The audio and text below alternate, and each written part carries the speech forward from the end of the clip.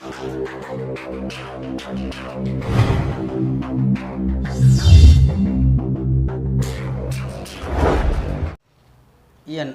குலதெய்வமான குழந்தாளம்மனை போற்றி, பெரிய கருப்பணசாமியை போற்றி, அனைவருக்கும் எனது பணிவான வணக்கங்கள். வணக்கம். 7ஆம் இடத்தில் சனி. இப்போ தான் குண்டை தூக்கி போடுறீங்க அப்படிங்கிறீங்களா? 7ஆம் இடத்துல சனினாவே எல்லாருமே பயந்துருவாங்க. போடா உனக்கு கல்யாணமே ஆகாது, அம்பிட்டு தான் வாழ்க்கையே, ஆம்பளை பொம்பளை பிள்ளையாக இருந்தால் தொலைஞ்சிச்சு இந்த ஜாதகத்தை போய் ஏன்டா கொண்டு வரீங்க? 7ஆம் இடத்துல சனி, அந்த செவ்வாயை பேசும்போது அப்புறம் பார்த்துக்கலாம்.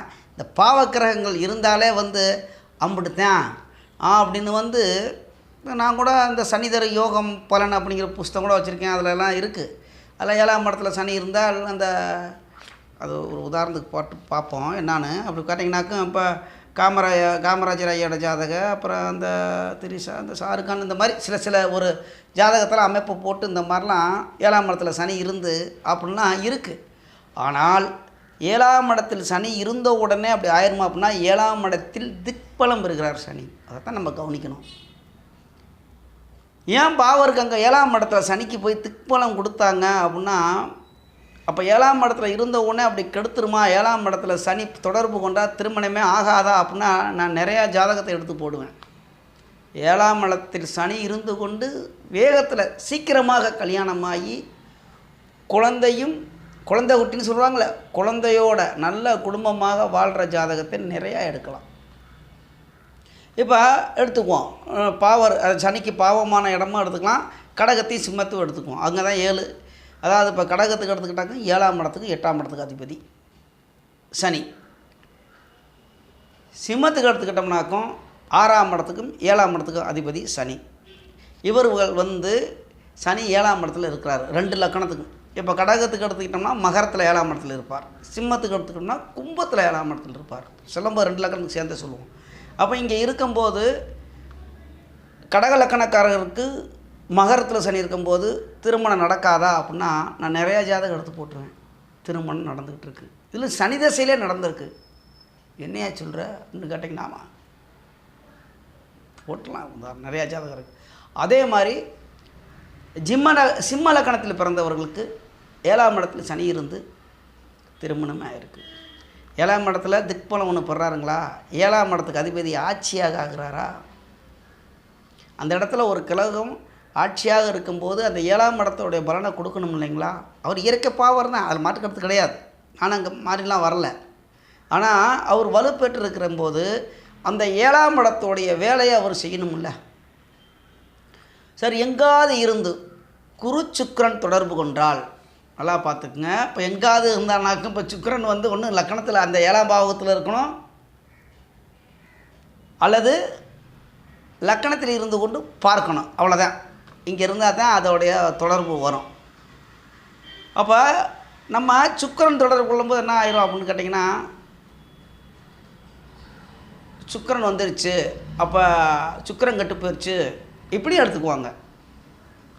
ஒரு ஜோதிடம் அப்படின்னா ஒரே கோணத்தில் பார்க்க முடியாது. 7ஆம் பாவகத்தில் போய் சனியும் சுக்கிரனும் இருக்குது. தாம்பத்திய சுகத்தை கொடுக்கக்கூடியவனும் கலச்சித்திர காரகணம்னான சுக்கிரனும் கெட்டு 7ஆம் இடத்துல சனியும் இருந்து இது எப்படா கல்யாணம் ஆகும்னு நிறையா பேர் என்னுடைய சார்ந்த ஆளுகள், ஜோதிடத்தை சார்ந்தவங்களே கெடுத்து விட்டுருவாங்க. இதில் வேணாம், ஆகாதுங்க. ஒன்றாவது அதுக்குள்ளே தசாபுத்தி வரணும். இதில் சுக்கிர தசையை விட சனி தசை நடக்கணும் திருமண நேரத்தில். ஏன் நீ சொல்கிறது ஃபுல்லாக வித்தியாசமாகவே இருக்குது அப்படின்னா, ஆமாம் வித்தியாசமாக தான் இருக்கும். என்னுடைய அனுபவத்தை சொல்கிறேன். எடுத்துக்காட்டு ஜாதகம் போடலாம்னு நிறையா இருக்குது, நான் எடுத்து வைக்கல, இல்லாட்டி நான் வாட்டில் போட்டுருவேன். கடக லக்கணத்துக்கு 8ஆம் இடத்துல சனி இருந்து கொண்டு கல்யாணம் ஆகி வெளியூரில் போய் வேலை செஞ்சுக்கிட்டு, அதுவும் இங்கே இருந்துக்கிட்டே வெளிநாட்டிலேருந்து வருமானம் ஆகி பல பிஸ்னஸ் பண்ணி வெளிநாட்டுக்கு அனுப்பிக்கிட்டு நல்லா இருக்க ஜாதகம் நிறையா இருக்கே. அப்போ 7ஆம் இடத்துக்கு அதிபதி தானே. அந்த இடத்துல போய் அதே மாதிரி கடகத்துக்கு 7ஆம் இடத்துல இருந்து கொண்டு சனி திசையில் நான் சொல்கிற மாதிரி குரு 5ஆம் பார்வையாக பார்த்து சனி ஆட்சியாக இருந்தால் நல்ல மனைவி வருவாருங்க, நல்ல வேலைக்கார பொண்ணு கிடைக்கும். ஏன் பயப்படுறீங்க? அதுக்கு தான் சொல்கிறேன். 7ஆம் இடத்தில் சனி, லக்கணத்துக்கு 7ஆம் இடத்தில் சனின்னு இப்போ தலைப்பு போட்டிருக்கோம் அப்படின்னா, இந்த சனி பாவக்கரகங்கள் 7ஆம் இடம் 8ஆம் இடத்துல இருந்தாவே எல்லாருமே பயப்படுறாங்க. ஆனால் தவறான பலன் நடக்கும் அப்படின்னா அதோடைய தசாபத்தியில் அதில் வந்துடுறான். சரி, இப்போ சுக்கிரனும் சனியும் சேர்ந்திருக்கு, அல்லது சுக்கிரனை சனி பார்க்கிறார். அப்போ இது எங்கெங்கே இருக்கணும் அப்படின்னா 7ஆம் இடத்தில் ஒன்று சுக்கிரன் இருக்கணும், அல்லது லக்கணத்தில் சுக்கிரன் இருக்கணும். இது 2 பாகத்தில் இப்படி இருந்தால் தான் அவங்களுடைய தொடர்பு வரும். வேறு சனிக்கு 3ஆம் பார்வை 7ஆம் பார்வை 10ஆம் பார்வையாக இருக்குது. நம்ம சொல்கிறது சுக்கிரன் கூட சேர்ந்த சனின்னு எடுக்கிறோம். சனி பார்த்த சுக்கிரன் எடுக்கலை. இந்த இடத்துல பலன் வித்தியாசம் இருக்குது. சனி பார்த்த சுக்கிரன் வேறு பலன், சுக்கிரன் பார்த்த சனியும் சனி கூட இணைந்த சுக்கிரனும். அப்போ சனியோட பலன் எப்படி, சனி பகவானுடைய பலன் எப்படி இருந்தால் இப்போ எடுக்க போகிறோம். நன்றாக இருக்கும். குருவால் பார்க்கப்பட்ட சனி. இந்த கடகத்துக்கும் சிம்மத்துக்குமே எடுக்கிறோம் அப்படின்னா அவனா உதாரணம் நிறையா ஜாதகம் இருக்குது, நான் போட்டுருவேன், நிறையா இருக்குது. நான் ஒரு யதார்த்தமாக இப்படி ஒரு புக்கில் படிச்சுக்கிட்டு இருக்கும்போது, இது அவர் எழுதினவர் எதுவும் கோச்சுக்காரன்னு இப்போ தெரியல, இந்த புக்கு படிச்சுக்கிட்டு இருக்கும்போது இதில் பார்த்தேன் சனி தரும் யோக தசைன்னு. இதில் அந்த மாதிரி எழுதியிருக்கும்போது சரி நம்ம ஒரு வீடியோவை போட்டுருவான் அது, ஏன்னா அப்படி தான் இருக்குமா அப்படின்னா. அதே மாதிரி நிறையா இப்போ எந்த புஸ்தகத்தில் பாட புஸ்தகம், ஜாதக அலங்காரம், யவனகாவியம், எந்த இது எடுத்துக்கிட்டாலும் இந்த 7ஆம் பாவத்தில் இருக்கும்போது கெட்ட பலனை சொல்லுவாங்க. ஆனால் அது நம்ம புரியுதல், அது அப்படி நடக்குமா அப்படின்னா அதோடைய சேர்க்கப்பட்ட கிரகங்கள் என்ன, இதுக்கு மேலே தசாபத்தி வரணும். சனி தசையே வந்தாலும் நான் சொல்கிற மாதிரி சுக்கிரனோ அல்லது குருவோ தொடர்பு கொண்டால் அந்த சனி தசை ஆட்சி பெற்று, இதுலேயும் வக்ரம் பெற்றால் வேறு மாதிரி, இந்த இடத்துல ஆட்சி பெற்று வக்ரம் பெற்றால் இன்னும் வேறு மாதிரி நல்ல பலன், அல்லது ராகுவோடு சேர்ந்து வித்தியாசமாகவே சொல்கிறேன் வக்ரம் பெறட்டும் அது வேறு மாதிரி, அப்போ அது நல்ல பலனை கொடுக்கும். அப்போ 7ஆம் இடத்தில் சனி இருக்குது அம்பிடுத்தான் திருமண வாழ்க்கை அப்படின்னு நம்ம எடுத்துக்கிட்டோம்னா அது கிடையாது. அது கவனிக்க தெரியணும். அதே மாதிரி தான் இந்த செவ்வாயும், அதெல்லாம் நிறையா வீடியோ போட்டிருக்கேன், வேணால் அடுத்தடுத்து போடலாம். ஆகையினால் 7ஆம் இடத்துல சனி இருக்குது அப்படின்னா பயப்பட வேணாம். இன்னும் வேறு எதுக்கு வேணாலும் எடுத்துக்கலாம். இப்போ மேசத்துக்கு எடுத்துக்கிட்டால் 7ஆம் இடத்துல சனி உச்சம் எடுப்போம். ஏன்னா இதெல்லாம் கொஞ்சம் இந்த மாதிரி இடம் தானே, அவங்க நண்பரோட எடுத்தால் கூட கொஞ்சம் இதாக இருக்கும். மேசத்துக்கு 7ஆம் இடத்துல சனி உச்சம் பெரிய பலன் சொல்கிறேன் அப்படின்னா நல்லது தான் செய்வார். நான் சொன்ன மாதிரி இந்த மாதிரி சேர்க்க அந்த மாதிரி உச்சம் பெற்று உச்சம் கூடிய சுக்கிரனும் ஆட்சி பெற்றிருந்தால், கலச்சித்திரக்காரகனும் ஆட்சி, 7ஆம் இடத்துக்கு அதிபதியும் ஆட்சியாக இருக்கிறார். 7ஆம் இடத்தில் காலப்புருஷ தத்துவப்படி 10ஆம் இடத்துக்கு அதிபதி அங்கே உச்சம் பெறுகிறார். மனைவினால் வருமானம் வரும். 7ஆம் இடத்துல சனி இருந்தால் மனைவி சம்பாரித்து போடுவாருங்க, நல்ல வேலைக்கு போய் சம்பாரித்து போடுவாங்க, நல்லா உட்காந்துக்கிட்டு சாப்பிட்லாம், அப்படி நிறையா ஜாதகம் இருக்குது. அதனால் 7ஆம் இடத்துல சனி இருக்குது அப்படின்னு நீங்கள் பயப்பட வேணாம். யாராவது உங்கள் ஜாதகம் 7ஆம் இடத்துல சனி இருந்தால் அப்படின்னா சொல்லுங்கள், நான் அதுக்கு உதாரணம் போகிறேன். இல்லை நானே எடுத்துக்காட்டுறீங்க கமெண்ட் பண்ணுங்கள், நான் எடுத்துக்காட்டு ஜாதகம் போட்டு உங்களுக்கு நான் விளக்கத்தை தர்றேன். நிறையா இருக்குது. அதனால் 7ஆம் இடத்துல சனி இருந்த ஒன்று இதெல்லாம் கெட்டு போயிடும் அப்படின்னு இருக்க வேணாம், தைரியமாக இருங்க. அதுலேயும் அந்த தசாபத்தியே வரல. இதில் இன்னொன்று நீங்கள் உன்னிப்பாக கவனிக்கணும், சுக்கிரதசை வந்துச்சுன்னா பாதிப்பு கொடுக்கும். சரிங்களா? சனி கூட சுக்கிரன் சேர்ந்துருந்து அதில் சுக்கிரதசை வரும்போது கொஞ்சம் கவனம் தேவை. மனைவி அங்கே தான் கவனம் தேவை. ஏன்னா கிராமத்து பாஷையில் போசினோம்னா பூட்டி வச்சுக்கடான்னுக்குவாங்க. மனைவியில் பாதுகாப்பு, கூண்டை விட்டு கிளி பறந்து போய்விடும், புரியும்னு நினைக்கிறேன். அப்போ நீங்கள் என்ன, நான் சனிக்கு தான் இங்கே பலன் சொல்லிக்கிட்டு இருக்கேன், சுக்கிரனுக்கு கிடையாது. சனி கூட சுக்கிரன் சேர்ந்தால் சனியோட தசா புத்திகள் நல்லா இருக்கும் அப்படின்னு நான் சொல்லிக்கிட்டு இருக்கேன். அப்படிங்கும்போது நீங்கள் தான் சொன்ன நல்லா இருந்துச்சு, இந்த இப்போ சுக்கிரதசை வருது, எங்கள் ஆத்தக்காரமாக ஆற்றை விட்டு போயிடுச்சின்னு சொல்லிடக்கூடாது. அப்படிலாம் கிடையாது, அது வேறு மாதிரி பலன்.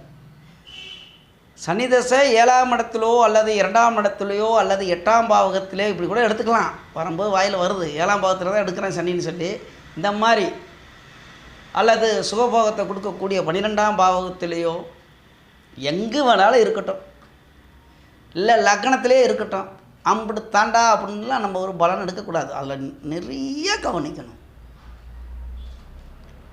லக்கணத்திலே இப்போ அப்படியே வந்துடுவோம். சிம்மத்துக்கும் கடகத்துக்குமே லக்கணத்திலே சனி இருக்குது. இப்போ கடகத்திலே வச்சுக்குவோம். 8ஆம் இடத்துக்கும் 7ஆம் இடத்துக்கும் அதிபதி போய் கடக லக்கணத்துக்குள்ள இருக்குது. அப்போ இவன் பாவத்தை செஞ்சுருவானா அப்படின்னா அதை எப்படி செய்வேன்? 8ஆம் இடத்துக்கு அதிபதி என்ன செய்வேன்? வெளியில் அனுப்பேன். சனியோட காரத்தை ஒன்றா தொழிலை கொடுப்பேன், வேலையை. பிறந்த இடத்துல இருக்க மாட்டார். இப்போ இந்த வெளியில் போகிறாங்க. சனியோட கலர் என்ன? கருப்பு, இருட்டு, கும்மு இருட்டு. அடிமை தொழில். அடிமை தொழில்னா அரசாங்க வேலை எடுங்க. ஏன் சூரியனை வலுத்து இந்த சனி தசை வரும்போது அடிமை தொழில் 19 வருஷம். சூப்பர். இங்கே இருக்க மாட்டார், கல்யாணம் பண்ணியிருப்பார். இப்போ வெளிநாட்டுக்கெலாம் போயிடுவாங்க. மனைவி இங்கே இருக்கும், தாய் தாப்பன் வீட்டில் இருப்பாங்க, அவர் வெளியில் வேலைக்கு போவார். அவ்வளோதான் பலன். இதனால் லக்கணத்தில் சனி இருக்குது. இது சிம்மத்துக்கும் எடுத்துக்கலாம், நான் சொல்கிறது கடகத்துக்கும் எடுத்துக்கலாம். லக்கணத்தில் சனி இருக்குது, சனி தசை வருது, அம்புட்டு தாண்டான்னு நம்ம பலன் எடுத்துக்கிட்டு இருப்போம். அவன் நல்லா இருப்பான். போயிட்டு ஒரு 3 மாதம் 6 மாதம் இல்லாட்டி வருஷத்துக்கு 2 தடவை இப்படி வாட்டில் வந்துக்கிட்டு இருப்பார். மனைவி, குழந்தைகள், அப்பா அம்மா இவங்கெல்லாம் பிரிஞ்சு இருப்பார். கொஞ்சம் வேதனை இருக்கத்தான் செய்யும். இதனால் வாழ்க்கையே அம்பிடுத்தேன், கல்யாணம் ஆகாது, நீ சன்னியாசியாக தான் ஆயிடுவ, 7ஆம் இடத்தோட சனி தொடர்பு கொள்ளுது அப்படின்னா, இதுலேயும் கடகத்தில் சனி இருந்து வக்ரம் பெற்று நான் சொன்ன மாதிரி கடகத்திலே வர குரு இருக்கணும். ஆனால் நல்லா தெரிஞ்சுக்கங்க, சனியும் குருவும் கடகத்தில் இருக்கும்போது குரு தசை பாதிப்பை கொடுக்கும், சனி தசை நன்மையை செய்யும். ஜோதிடம் சுற்றி சுற்றி வரும். மாட்டில் பலனை சொல்லிக்கிட்டு இருக்கோம்னா நம்ம சனிக்கு பற்றி தான் பார்க்குறோம். லக்கணத்தில் சிம்மத்தில் குரு இருக்கிறார், அந்த இடத்துல சூரியனே இருக்கட்டும், அப்பனுக்கும் பிள்ளைக்கும் அடிச்சுட்டு கிடப்பாங்கன்னு சொல்லுவாங்க. கிடையாது, அங்கே ஆட்சியாக இருக்கிறார் சூரியன். அப்பன் நல்லா வலுவாக இருப்பார். அப்பா என்ன சொன்னாலும் மகன் ஆமாஞ்சாமி போடுவார். கூடவே சுக்கிரன் இருக்கிறார். இப்படி பலனை மாற்று, அப்படியே டோட்டலாக மாறும். இந்த இடத்துல அப்போ லக்கணத்தில் சுக்கிரன் இருக்கும்போது சூரியன் இருக்கும்போது அழகாகவும் இருப்பார், நல்லா பவராகவும் இருப்பார். சனியும் இருக்கிறார், எல்லாம் நல்ல மனைவி கிடைக்கும். இதுதான் பலன். இப்படித்தான் எடுக்கணும், இப்படித்தான் நடக்குது. நீங்கள் வேணால் கமெண்ட் பண்ணுங்கள். அந்த மாதிரி உள்ள ஜாதகத்தை நான் போடுறேன். திருமணமாகி குழந்தையோடு இருக்கிற ஜாதகமாக இருக்குது. நான் இது யதார்த்தமாக இன்றைக்கி படிச்சுக்கிட்டு இருக்கும்போது அதான் அந்த புக்கவே காமிச்சிட்டேன். இந்த மாதிரிலாம் இருக்குது அப்படிங்கும்போது அதில் எழுதப்பட்ட உள்ளது. இன்னொன்று சொல்லிடலாம், நிறைய அந்த அதை சொல்லலாமா இல்லாட்டி இப்போ, ஏன்னா அது வேறு ஓடிக்கிட்டு இருக்கு அந்த ட்ராப்பிக்கு. இன்னும் அதை இதில் எடுத்து வச்சுருக்கேன். அது ஒரு புக்கு தான், அது பார்ப்போம். அதில் என்ன அப்படின்னு கேட்டிங்கன்னா, இதா அது வேறு. அது என்ன அப்படின்னா, அந்த நட்சத்திர பலன் ஒன்று இருக்குது. அந்த நட்சத்திரத்தில் இந்த நட்சத்திரத்தில் பிறந்தால் பெண்ணை இப்படி இருப்பாங்க அப்படின்னு எடுத்துட்டேன். என்னான்னு கேட்டிங்கன்னா, எழுதியிருக்கு. அதை சொன்னோம்னா எல்லாத்துக்குமே மனம் வேதனை இருக்கும். இப்போ நம்ம மனைவியாக இருக்கலாம், இப்போ நான் பார்த்துக்கிட்டு இருக்க யாரோடைய மனைவியாக இருக்கலாம். அஸ்வினி நட்சத்திரத்தில் 1ஆம் பாதத்தில் பிறந்திருக்காங்கன்னு வைங்க. மேச ராசியில் அஸ்வினியில் ஒன்றும் இல்லை. இப்போ நாங்கள் ஒரு ஜோதிடர், நான் அது நம்ம புஸ்தகத்தை எடுத்து காமிக்கலாம். அந்த இது எழுதின ஒரு மனசு புண்படும். சரிங்களா? நம்ம எதுவுமே அப்படி சொல்லக்கூடாது. அதில் அவர் ஏதாவது படித்து தான் அவர் எழுதியிருக்காரு அவருக்குங்க. அப்போ பெண் ஜாதகத்தில் அந்த இடத்துல அஸ்வினி நட்சத்திரத்தில் பிறந்தால் என்னவாக இருப்பாங்கன்னா கோழி சொல்லுவாங்க அப்படின்னு எழுதியிருக்குது. சஞ்சனமுடையவள்னு போட்டிருக்கு, பாவின்னு போட்டிருக்கு. அடுத்து ரூபக்குறைவு. ரூபம்னா அழகு இல்லாதவள், ரூபக்குறைவு.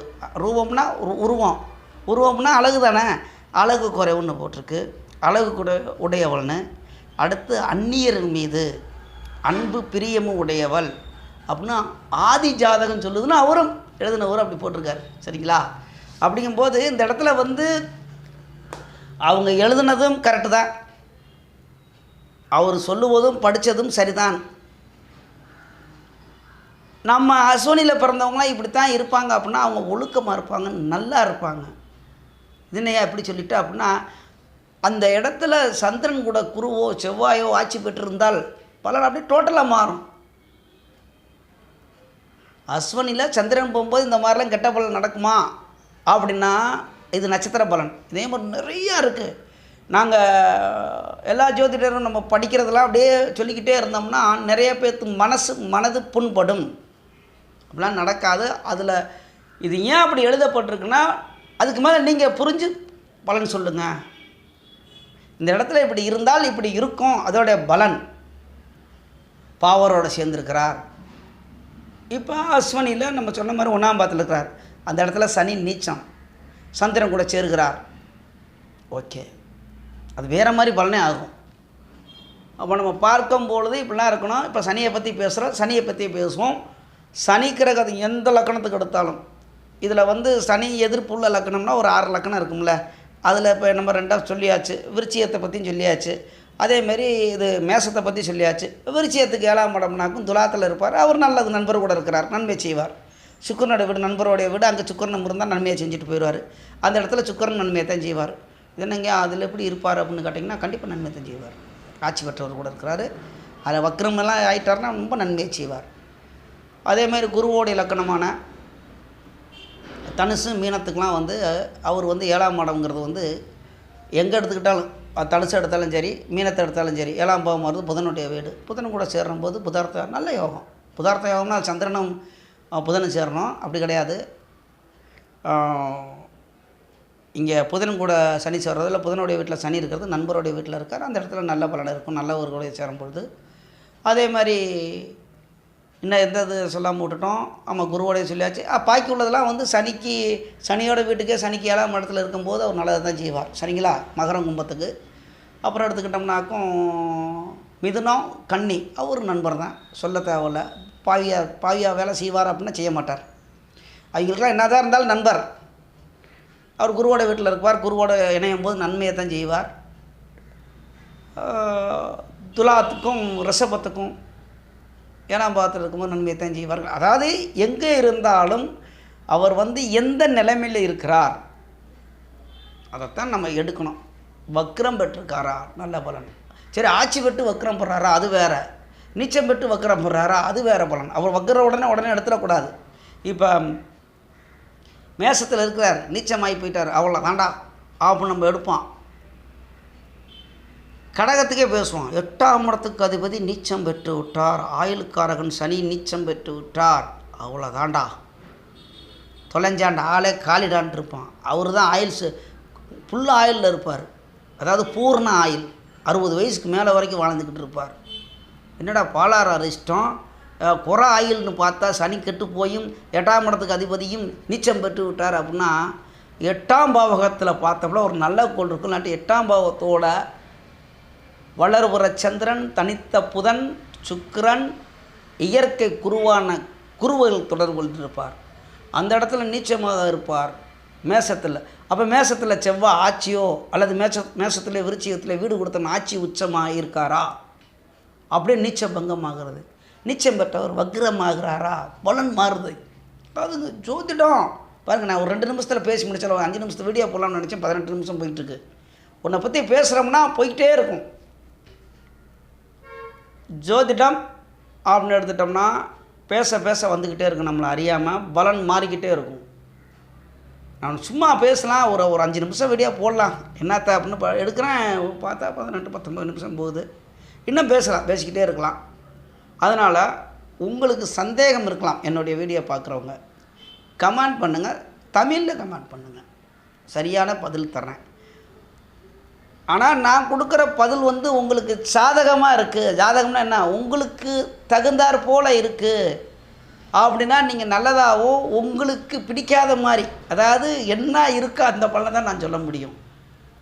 உங்களுக்கு பிடிக்கிற மாதிரி நான் அதுக்கு பேர் என்ன, ஜாதகம் பார்த்து ஜாதகமாகவே சொல்கிறேன் அப்படிங்கிறதுல ஜாதகங்கிறது ஜாதகமாக பேசுகிறதில்ல.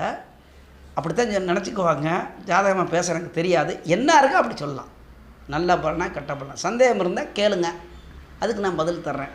சரிங்களா? அப்போ நமது யூடியூப் சொந்தங்கள் அனைவரும் வளமுடன் வாழ்வீர்கள், நன்றாக இருப்பீர்கள். நன்றி, வணக்கம்.